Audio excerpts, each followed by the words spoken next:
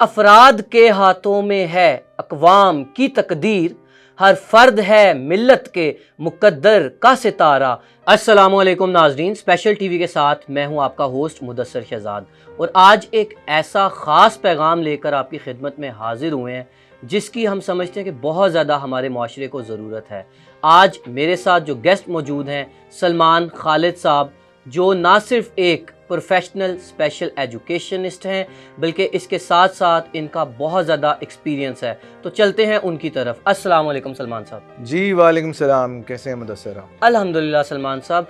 अच्छा सलमान साहब, जो आज हमारे इस प्रोग्राम का मकसद है वो यही है कि जो ऐसे पेरेंट्स हैं कि जिनके घर एक स्पेशल किड पैदा होता है, सर बताएं कि उसके बाद जो मुश्किलात हैं उनको कैसे टैकल करना चाहिए, और बताइएगा कि आप उनको क्या गाइडलाइन देंगे। जी बहुत शुक्रिया मुदस्सर। पहले तो एमरा न्यूज़ स्पेशल टीवी का बहुत शुक्रिया इस टॉपिक को या इनिशिएट करने के लिए। मैं समझता हूँ कि बहुत ही इम्पॉर्टेंट आपने सवाल रेज़ किया है, क्योंकि हमारे यहाँ हमारी सोसाइटी में होता ये है कि किसी का कुछ स्पेशल किड या चिल्ड्रन विद स्पेशल नीड्स या विद डिसेबिलिटी जिन्हें हम कहते हैं, किसी के घर पैदा हो जाए तो just because of the lack of awareness माँ बाप बहुत परेशान हो जाते हैं, कंफ्यूज हो जाते हैं कि अब इसका सारा ब्रॉटअप कैसे होगा, किस तरह से हम इसकी एजुकेशनल नीड्स को पूरा करें, इसकी अपब्रिंगिंग हम दूसरे बच्चों से हट के किस तरह करें, वगैरह वगैरह। अच्छा सलमान साहब, थोड़ी सी आगाही दीजिएगा हमारे सुनने वाले नाजरीन को कि ये जो डिसेबिलिटीज़ होती हैं ये कितनी किस्म की होती हैं। देखें, वैसे तो there are multiple kind of disabilities, लेकिन मेजर जो 4-5 डिसेबिलिटी हैं उसमें हमारे यहाँ जो केसेस होते हैं वो विजुअल इम्पेयरमेंट के यानी ब्लाइंडनेस वाले, उसके अलावा physically handicap, wheelchair bound, polio cases या इस तरह से। फिर इंटेलेक्चुअल डिसेबिलिटीज़ भी होती है जिन्हें हम आमतौर पर यहाँ स्लो लर्नर्स कहते हैं, ठीक है, इंटेलेक्चुअली डिसेबल्ड होते हैं। और साथ ही साथ फिर हियरिंग इम्पेयर्ड यानी जिन्हें हम आम लफ्ज़ों में डेफ एंड डम कहते हैं। तो ये मेजर डिसेबिलिटीज़ होती हैं जो बच्चों के अंदर अक्सर पाई जाती हैं, जिसकी वजह से माँ बाप काफ़ी ज़्यादा उनको लेके, उनके करियर को लेके, उनकी एजुकेशन को लेके और सोसाइटी में उनका किस तरह से आगे बढ़ना होगा इस फैक्टर को लेके काफ़ी परेशान रहते हैं। अच्छा सलमान साहब, ये बताइएगा कि जो ऐसे खसूसी बच्चे होते हैं इनके लिए क्या मुल्क पाकिस्तान में कोई तालीमी निज़ाम या कुछ ऐसे फ़वाइद हैं कि जिसकी वजह से हम इन खसूसी बच्चों को कारआमद शहरी बना सकें? जी बिल्कुल मुदस्सर, मैं चाहूँगा कि जितने ऐसे पेरेंट्स हैं हु हैव स्पेशल किड्स, तो वो एक तो अपने आप को मेंटली स्ट्रॉन्ग करें।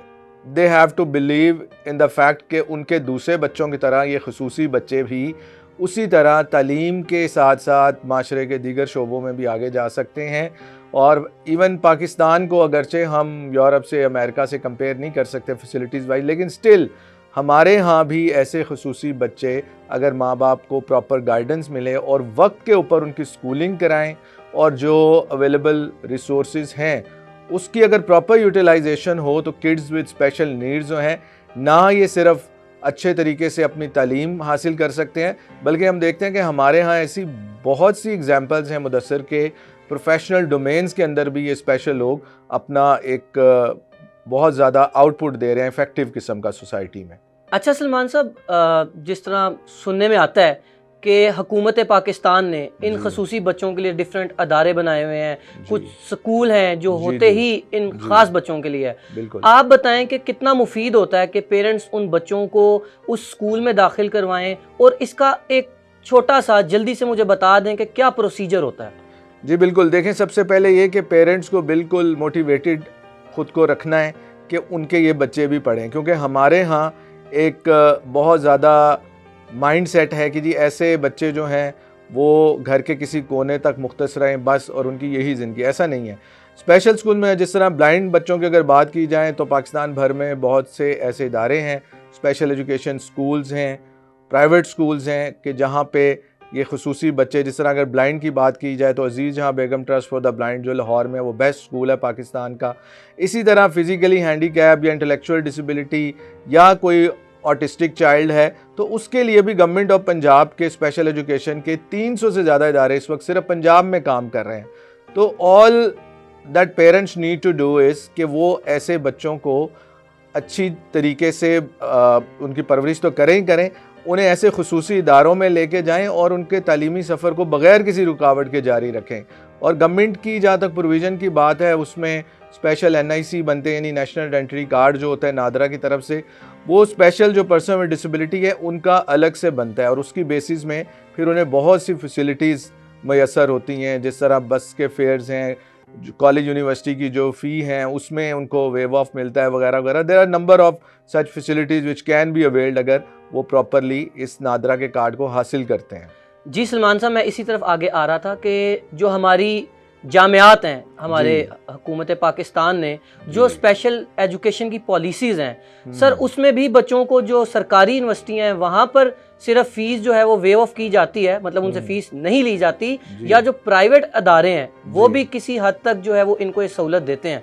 देखें, जो पब्लिक इंस्टीट्यूशंस हैं, स्कूल, कॉलेजेस, यूनिवर्सिटीज़, वहाँ पे तो ये फैसिलिटी है।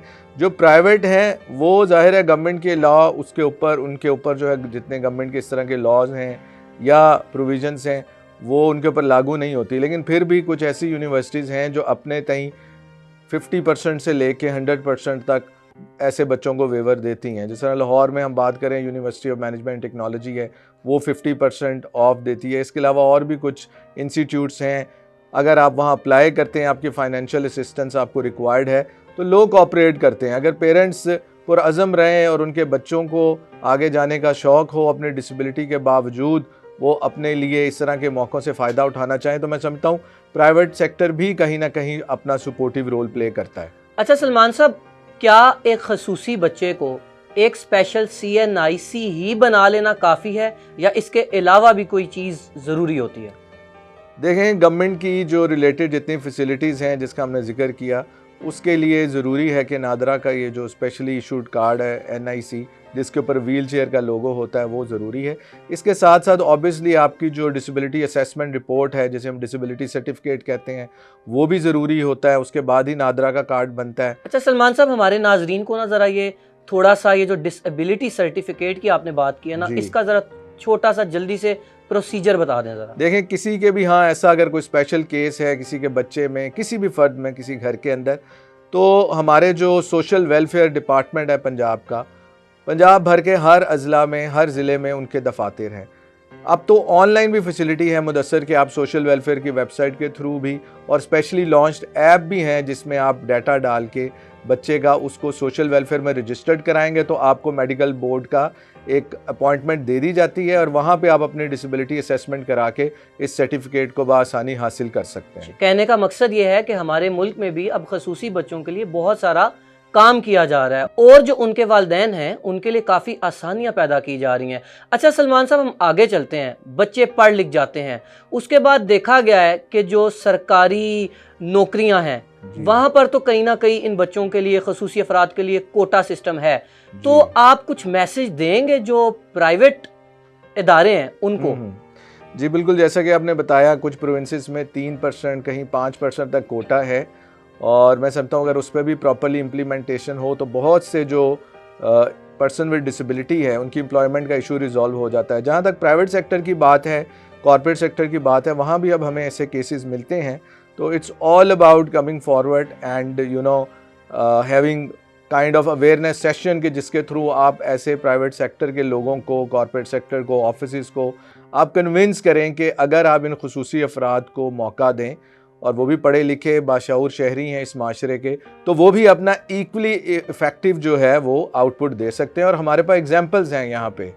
अच्छा सलमान साहब, हमारी जो डिफरेंट इदारे हैं जो ख़ास तौर पे प्राइवेट हैं, वो इस वजह से थोड़ा सा झिझकते हैं और डरते हैं कि हम एक नाबीना अफराद या किसी भी माजूर और खसूसी अफराद को अगर नौकरी पे रखेंगे तो पता नहीं ये काम कर सकेगा नहीं कर सकेगा। आपका इस पे क्या कहना है? बिल्कुल जी, ये लोगों के कॉन्सेप्ट्स इस तरह हैं, जैसा कि मैंने कहा, it's all about the lack of awareness. अगर अवेयरनेस ठीक होगी, आप उन्हें जाके एजुकेट करेंगे, उन्हें जाके ब्रीफ करेंगे कि जी ये लोग भी सब कुछ कर सकते हैं। फॉर एग्जांपल, अब आजकल के दौर में मुदस्सर साहब, असिस्टिव टेक्नोलॉजी और बहुत सी एडवांसमेंट जो अवेलेबल है, उसकी वजह से जो पर्सन विद डिसेबिलिटी है वो बहुत से प्रोफेशनल काम, इवन IT रिलेटेड स्किल्स जो हैं उसमें भी वो अपना लोहा मनवा चुके हैं।